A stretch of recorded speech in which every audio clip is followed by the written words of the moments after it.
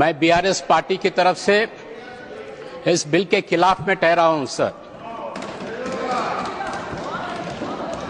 Chairman साहब,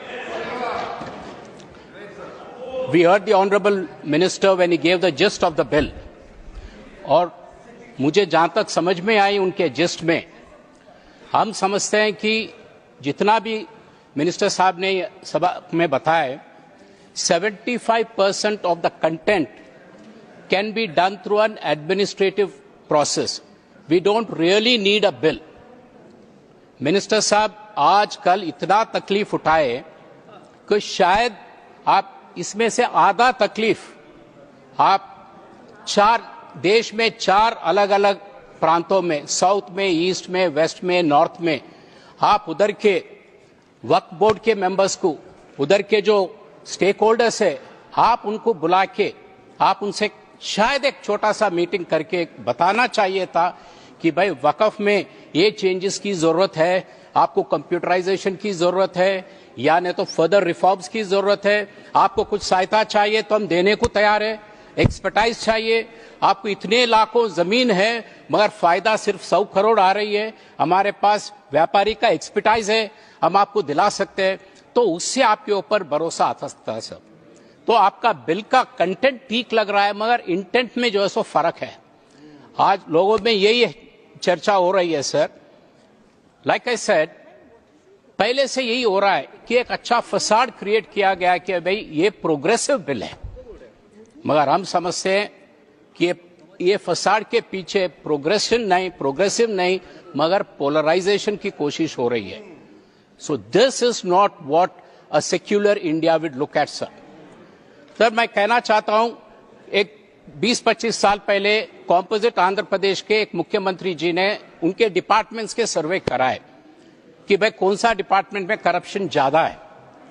तो startling revolution यह है कि 2 बड़े डिपार्टमेंट्स है, एक है इलेक्ट्रिसिटी और एक है एंडोमेंट्स। एंडोमेंट्स में मैक्सिमम करप्शन हो रहा है, तो एडमिनिस्ट्रेटिव रिफॉर्म्स लाए वहां, समझाए गए, और वहां कोई कलेक्टर हेड नहीं करता है वहां एंडोमेंट्स डिपार्टमेंट, उनसे बड़े अधिकारी रहते हैं सर, उनसे बड़ा ऑफिसर रहता है, कमिश्नर रहता है एंडोमेंट्स डिपार्टमेंट का, फिर भी वहां पे करप्शन हो रहा है। और करप्शन क्या सिर्फ रिलीजियस इंस्टीट्यूशंस में है? करप्शन तो हर इंस्टीट्यूशन में हो रहा है, मगर आप एक फसाड क्रिएट किए। आहिस्ता आहिस्ता ये बात भी आ रही है कि भाई यूसीसी में क्या हो रहा है। यूसीसी का मतलब ये है कि भाई एक कौम वाले इतने बीवियां रख सकते, इतने बच्चे पैदा कर सकते, ये सब बोल रहे हैं। तो जब इंक्वायरी किया गया और डिपार्टमेंटली से जब इंफॉर्मेशन आ रहा है तो बोल रहे people are reforming, even the minorities are reforming, वो लोग में भी बदली आ रही है।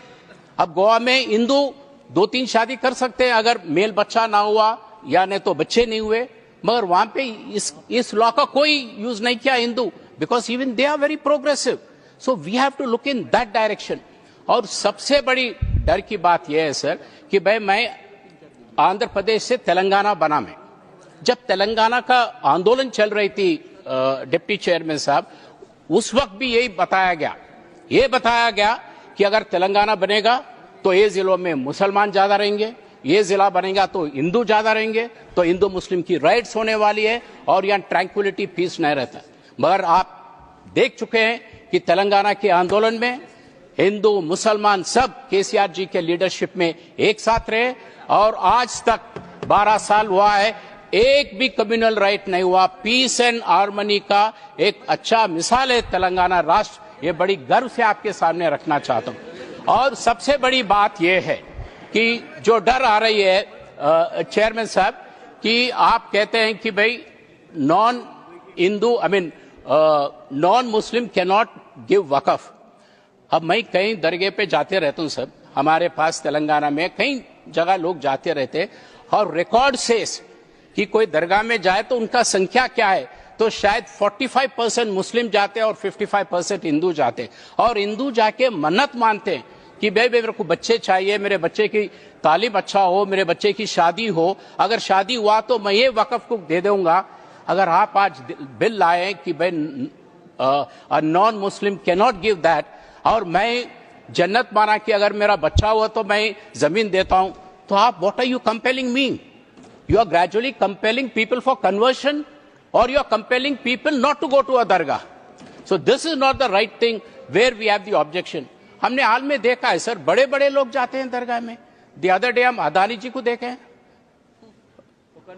नहीं, वो गए हैं वहां, और जब अदानी जी दरगाह पे जाते हैं तो वहां के लोग उम्मीद करते हैं, बहुत प्रोग्रेसिव आदमी है, इनके लीडरशिप में हमको कुछ मदद बनती है, कुछ फायदा होता है, वो फायदे से वो दरगाह का, वहां का मुसलमान कौम का कुछ फायदा होता है, और शायद अदानी जी भी चाहेंगे वो, मगर आपके बिल लाने से आज वो कुछ नहीं कर पाओगे.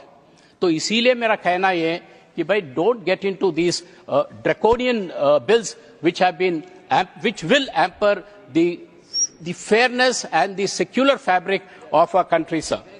So the other point, of course, अब वक़फ़ बाय यूजर की बात आई कि भाई आप एस्टैब्लिश करो कि ये आपका है नहीं है. अरे भाई 200-300 साल का आप कहां से एस्टैब्लिश करते? एक छोटा मिसाल मैं बताता हूं साहब, ये तो वक़फ़ की बात करें, मैं रेवेन्यू की बात कर रहा हूं. तेलंगाना में आज भी कई लोग जमीन बेचते खरीदते हैं. कुछ लोग तो जबानी करते हैं, कुछ लोग वो सादा बैनामा बोलते हैं, कागज पे लिख के देते हैं कि भाई जमीन आपका है, वो ले लेते हैं, उनके बच्चों का होता है. कभी ना कभी गवर्नमेंट एक रिफॉर्म्स लाती है, हमारे पास जैसा रिकॉर्ड ऑफ राइट्स, तो बोल दिए भाई कि ये सादा ये कागज को भी हम इज्जत करते हैं, we will legalize it and then the title is established. So these are the progressive things one needs to look at, sir. So like I said, contents are very good minister साहब, मगर शक है आपका intent पे. तो इसीलिए to create a secular and a better environment, we want you to withdraw the bill, because ये उम्मीद के नाम पे आप बिल ला रहे, मगर मैं समझता हूं very good secularism का शायद आप शहीद हो रहा है यहाँ पे. तो इस 4 बातों से I will once again reiterate that we will oppose the bill and we want the government to take back the bill and come back after further consultation.